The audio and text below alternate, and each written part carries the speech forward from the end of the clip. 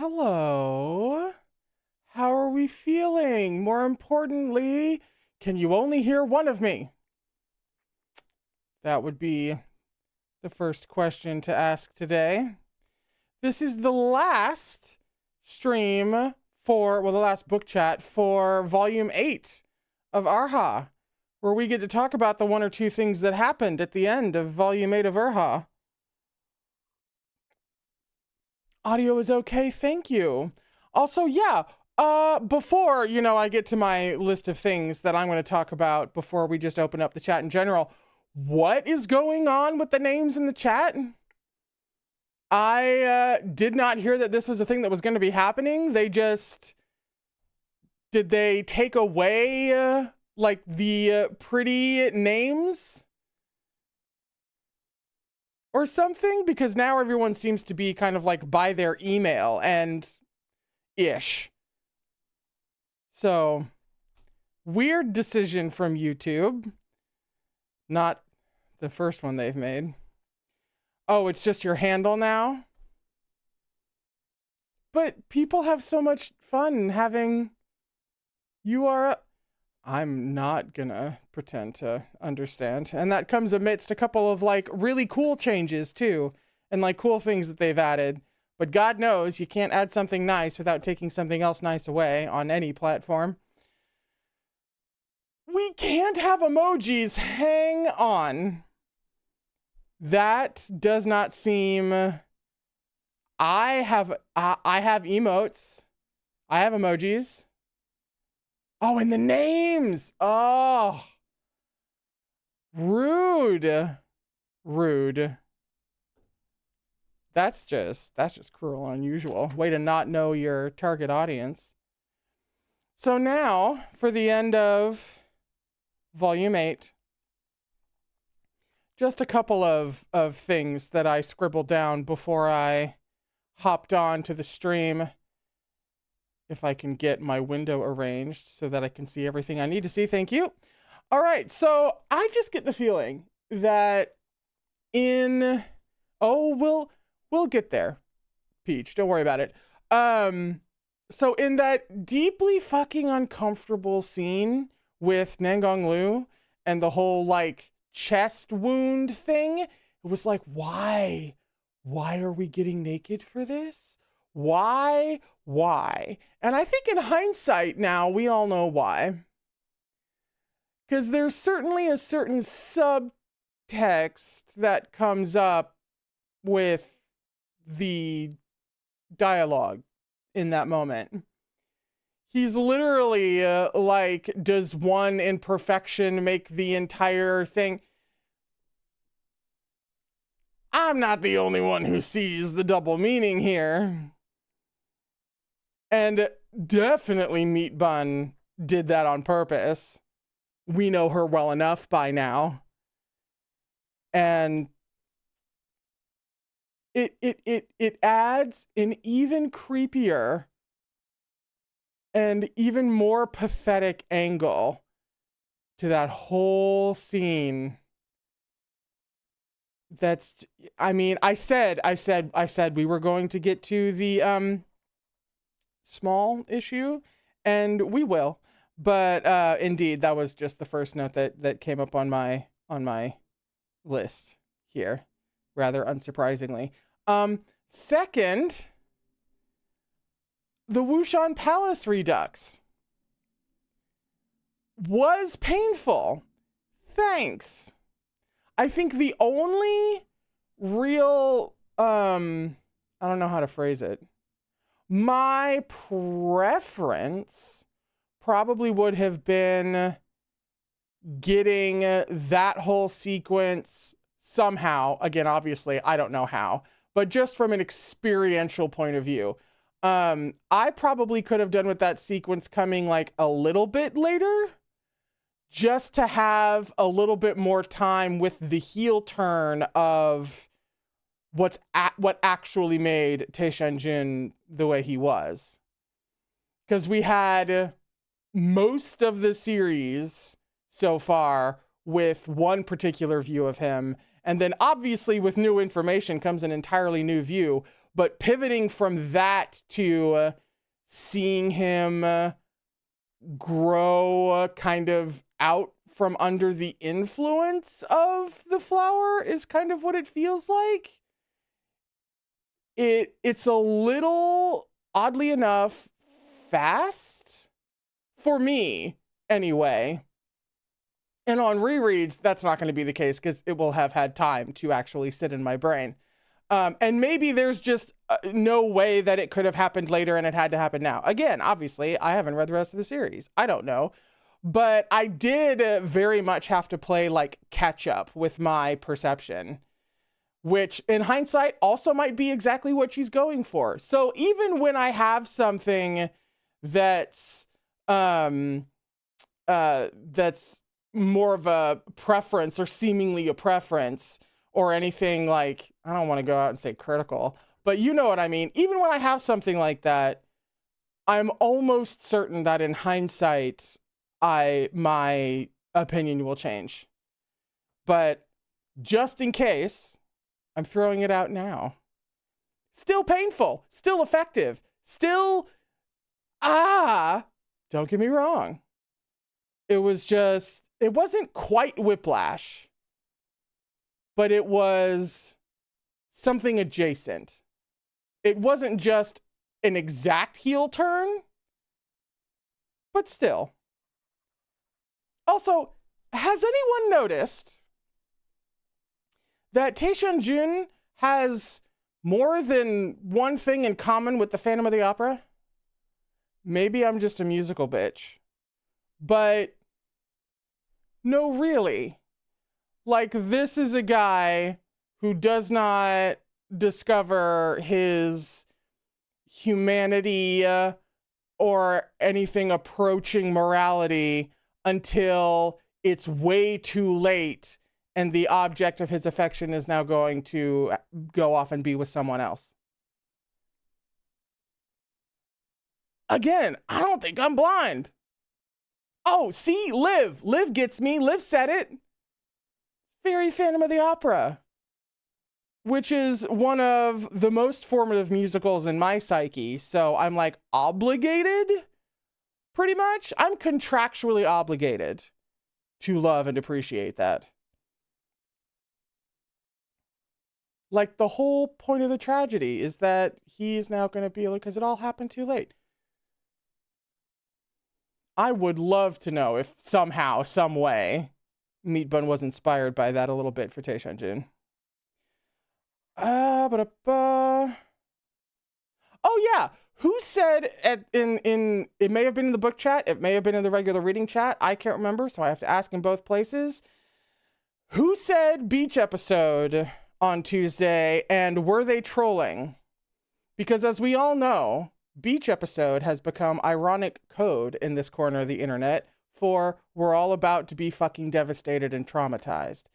And that was one of the things that, everything else going on in that scene also had me on the fucking edge of my seat and my anxiety sky fucking high, because I saw the little low-key warning about, beach episode. And then it went the way it did. So, who did it? And was that deliberate trolling? Or, given the way that it builds up, which is just legitimately fucking sickening the entire time, and Meat Bun really sells it that this is about to fucking happen. And also, Taxian-jun, very tragic things happening over there. So the beach episode thing may not have been trolling, but it's also you guys. So I had to ask.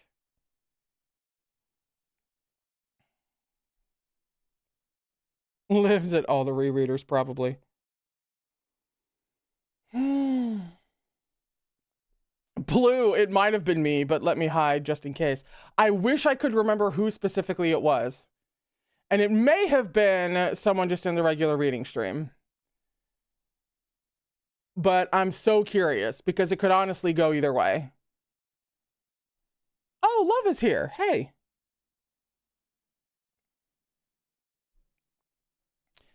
Maria said it's going to be all beach episodes, but with several tsunamis incoming. I feel like that is an accurate summation of the series. It kind of idles at beach episode, except for 1.5 volumes. out of 8 so far in which it is an actual beach episode, in that it's a farm episode. But every other time,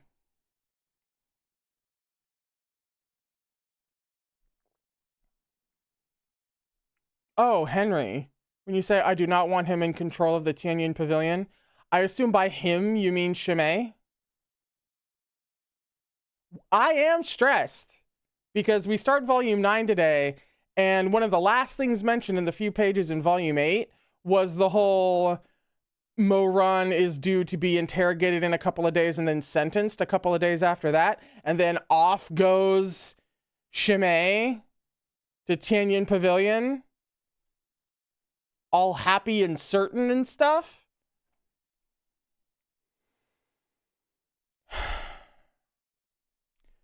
Liv, he said, I know Mu-yan Lee is his plant.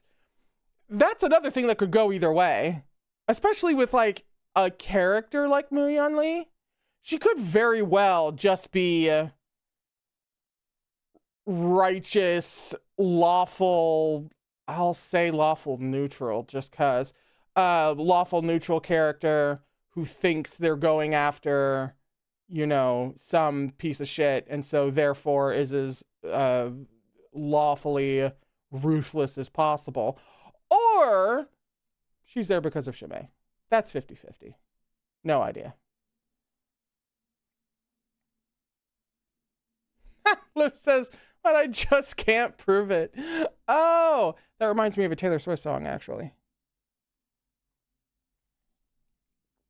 It's called No Body, No Crime, and you should listen to it. It's on one of my favorite albums from her. Oh, shit. Blue said, but look, guys, all of you give Brittany's friend Mike a visit every Tuesday and Thursday from now on. We're entering volumes 9 out of 11 of a Danmei novel. You know how this goes. That's a hell of a way to remind me that I didn't visit Mike. I have written down reminders twice, which is just ironclad proof that meds don't do everything. How do I, here, I have an actual thing of Post-its right here. I am literally writing Mike in gigantic letters. I don't think you'll be able to read this on camera because God knows my handwriting, but I am, and I'm putting it all the way over here so that I have no choice but to interact with it when I'm done. There. Lord. Because Blue is absolutely right. We are at volume 9 of 11 of a Danmei series. All bets are fucking off. We're officially in Act 3, I would say. I actually wonder if Act 3 would include volume 8. Probably, come to think of it, given all of the turns that we had. It feels like a really long break into Act 3 to have some writer lingo.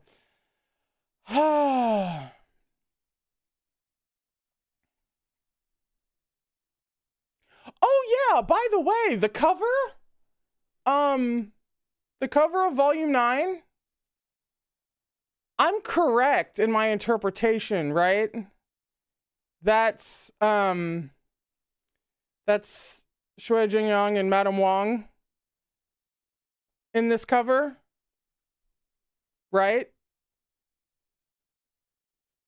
Whoever it is, it's bad, but I'm right, aren't I? Yeah. Didn't have the greatest feeling while I was getting that off the bookshelf yesterday. Wait, is that Shui Mong? Oh my god, duh!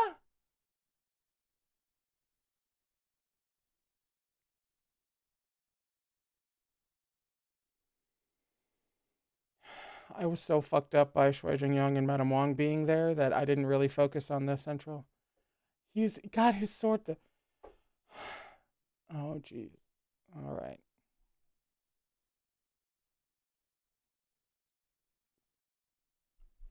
Listen.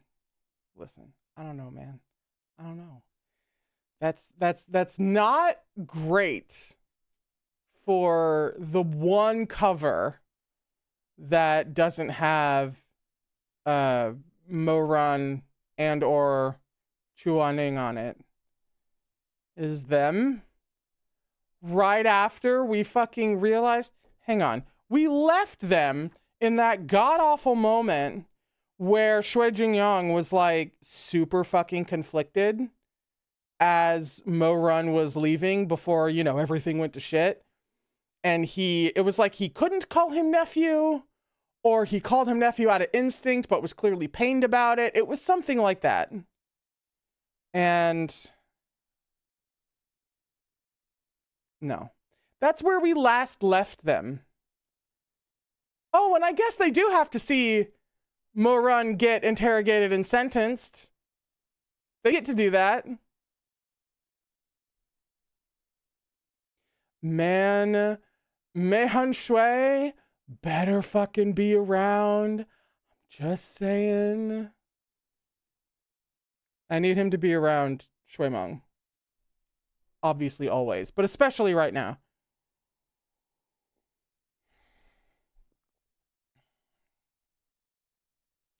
Oh, you're kidding. Maria, Volume 5 had Song Chutong, Yuangshi, and Nengongsa. Well, that just goes to show my memory's crap. We already knew that, though. Yes, Meihan Shui. I need Meihan Shui. Actually, question. There's the reindeer in the break room at the moment, and we love him. He's the cutest fucking thing. Wintry vibes. You love to see it. To try and summon Meihan Shui, however, should I throw the whale in there for the actual reading stream? To try to summon Meihan Shui via Meihan Shui? I feel like I probably need to be doing this. It's a resounding yes from the chat. Thank you. Yeah. You know, the anxiety's bad. When you're like, when you're like, I'll just, we're trying to summon him, okay? And then, if he winds up actually being present today or whenever, I get to have a huge moment of vindication about it.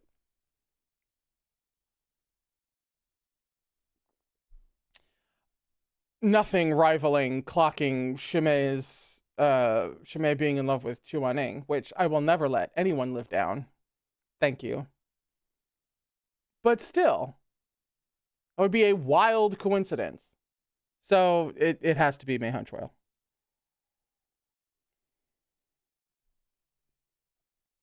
Oh, love, yeah. And then the whole "don't leave me not again" thing with Taxian-jun, perfectly setting up the inevitability that that's going to happen. That's going to happen. Phantom of the Opera all fucking over again. There are a few options, actually. He's going to continue healing until Chuaning has to leave again, in which case he will either nobly let Chuaning go as a sign of said growth and healing, or he will regress totally and do something really ungodly heinous, but we'll all like understand where he's coming from because we know everything that caused him to become what he is. I feel like that second option, actually, both are really super fucking sad and tragic. So really either one is possible. But she continues to set up the possibility that, well, the development of Taxian-jun worming his way out from under Shimei's influence, which again, it's meat bun, so it could either be setting up for the moment where he actually breaks free, hooray, or she's setting up for it to be like, oh, Well, he was making progress, but then now Shimei pulls some shit and Taxian-jun goes back to being more puppet than not, and could very well just be puppeted into doing something horrible.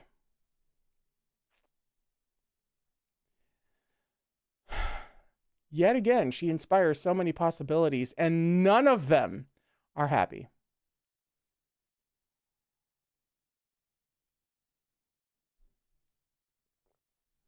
Oh yeah, and he can't even eat anymore. Thank you. Yeah. Love. Once again, it's the metaphor. And the theming, really. He would love to partake of chuaning. And he can't anymore. Showcased by food. Jesus. Yeah, exactly, Peach. No wontons for him from anybody.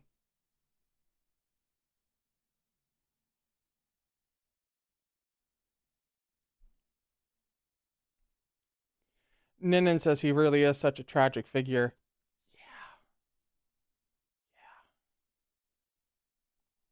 She's really built up one hell of a tragic figure in Taxian-jun. That's astronomically fucking sad. And so fucking necessary to the narrative, though. We need Taxian-jun's experience running counterpoint to Moran's. That's like a fundamental part of the entire story that Meat Bun is putting together. So it's not even like it's senseless tragedy. It's not tragedy porn. There's porn that's tragic, but it's not like tragedy porn. You know what I mean?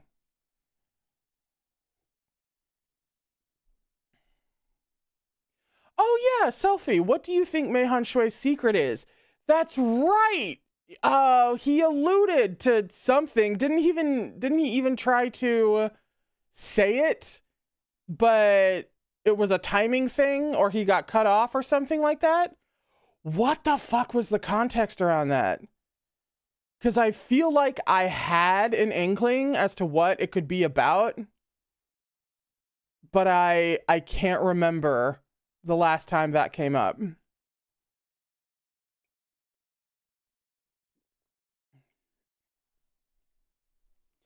Blue said, no, she loves making perfect sense when she hurts us, which actually reminds me of MXTX.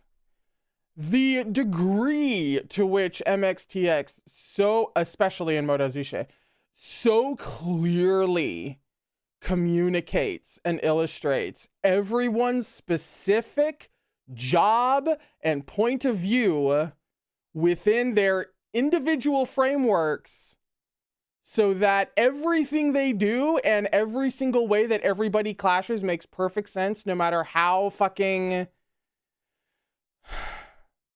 tragic it is. Sick and twisted. Meat Bun displays a similar skill in a much different way, but all of her general plot tragedy makes sense.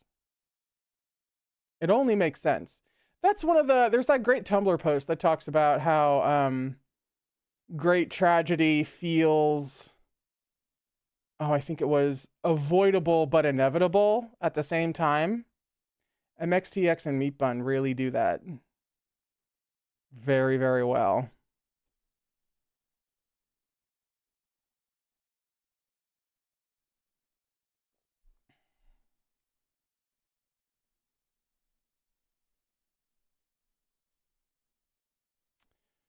Selfie, when you said he's changing personalities, did you mean Mei Han Shui? Because once again, that sounds familiar, but I can't remember context. I should see if I can actually look that up before the stream, come to think of it. Now that I have the handy reference.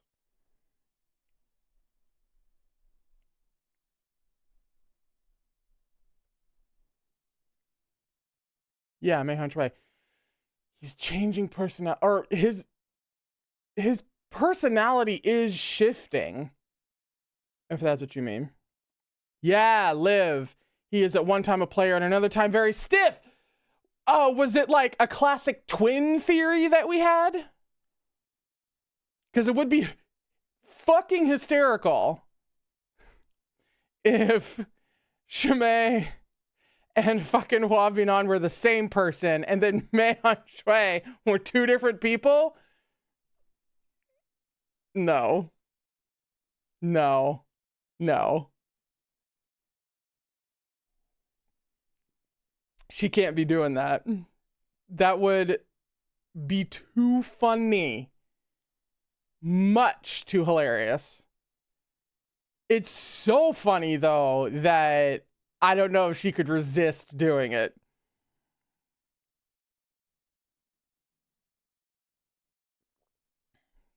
Henry says he's always stiff when Shui Meng is around. Someone get him a rim shot, would you?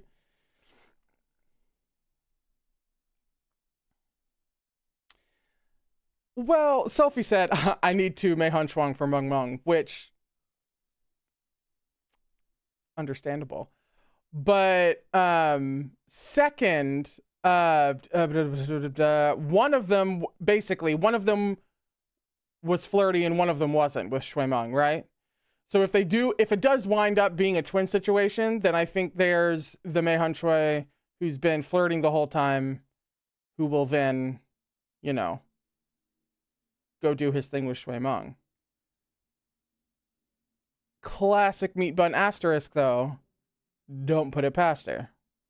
If anyone was going to actually follow through on something like that, it'd be her. Oh, Henry said, sorry, a what?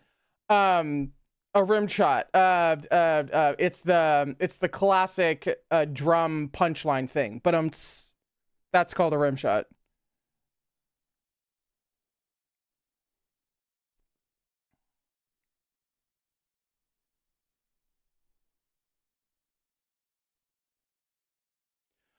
Oh, Maria said so many sandwich possibilities in this series. That actually brings up a point. She already has that whole aspect possibility going on with Chu Waning and Mo Run and Taxian-jun. She could have that with two Mei Han Shuis and a Shui Meng.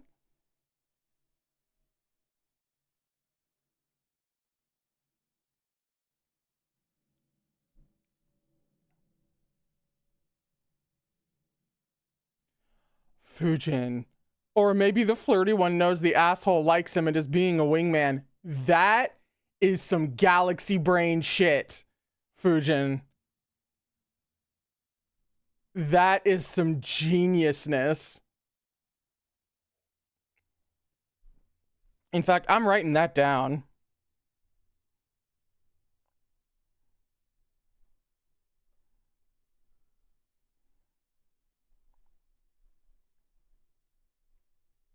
Like, literally, I'm writing the whole thing down.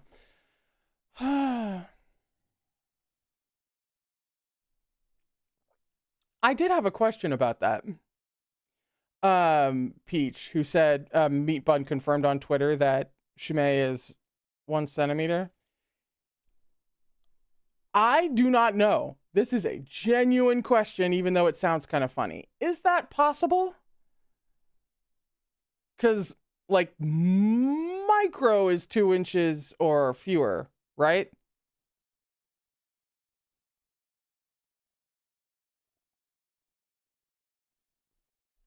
Oh, Mo Run said that about... Ha! Mo Run said that about Shimei.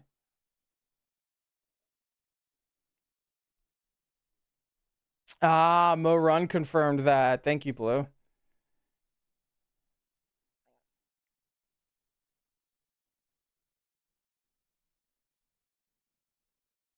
I love it, Maria. I don't know if it's possible, but I jumped on it. I never questioned it. Fair.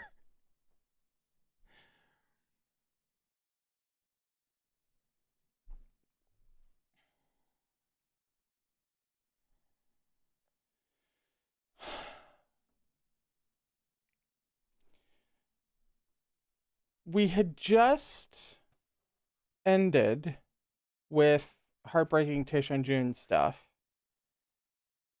Do we think that it's going to immediately jump to Morun sentencing stuff? Or is there a little bit more of Wushan Palace that we'll be getting, maybe something that rounds it off a little bit better? Because I feel like, if memory serves, and it never does, that there have been times when the end of one volume and the beginning of the next hasn't necessarily marked the end of one sequence of chapters, like at a location and etc. And the beginning of the next one. They have kind of dovetailed a little bit, which makes it really fucking hard to think of what we get when we crack open volume 9.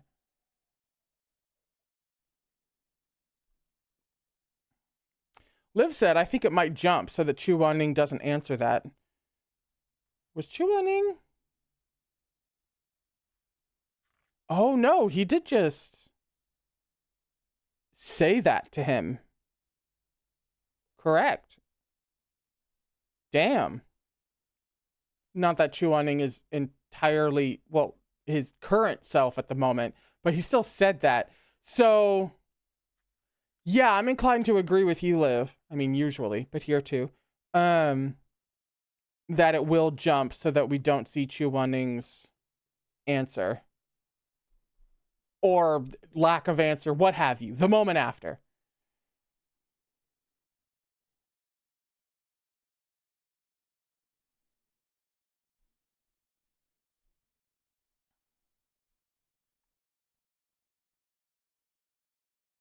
Yeah, Fujin, you said the way Seven Seas organized the volumes is different than how Meat Bun did, which is like really curious for it's a really curious problem that Seven Seas has when trying to create volumes out of huge long stories with bigger arcs and all of that jazz, because obviously the author has already broken it up, but putting it into actual physical volumes is like an entirely other ball game.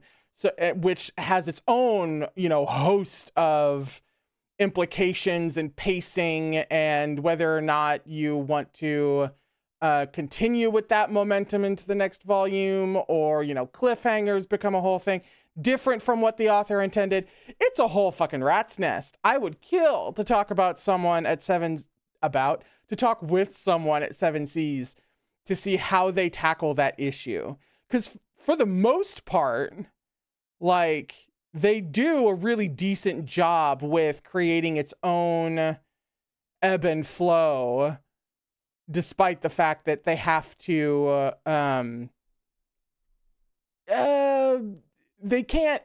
despite the fact that they can't adhere to how the author broke it up most of the time.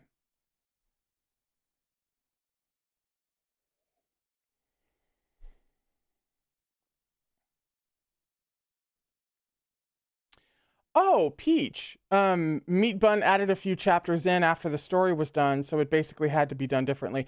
Oh, added some chapters into the story itself after the story was done. I was reading that and immediately went to she tacked chapters on to the end, but I don't think that's what you were saying.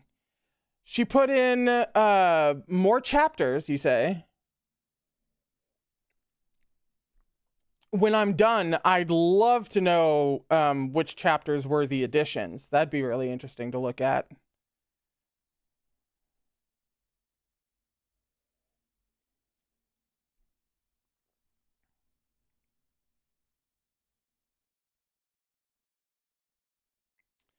Oh, Blue. The original book 1 were this Venerable One chapters. Book 2 was the Shizun chapters, and book 3 is everything after. I don't know why my brain just had a total meltdown at that.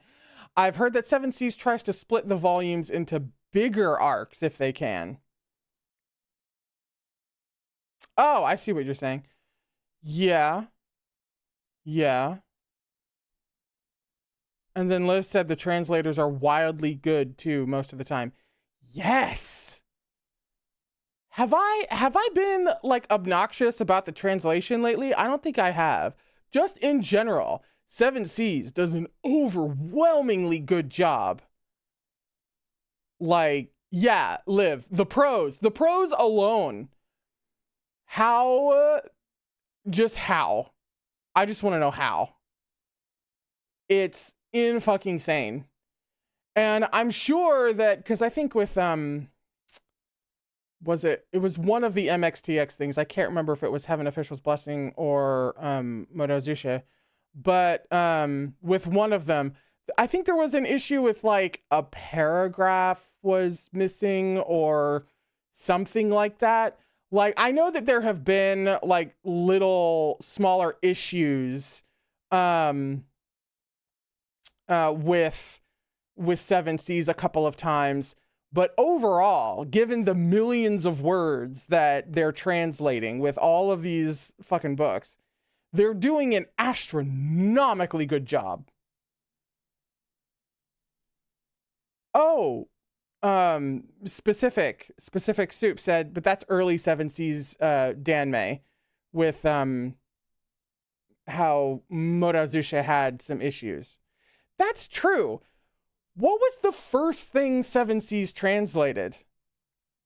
I don't think it was literally Modozusha, but I think it was certainly one of the first. I remember that.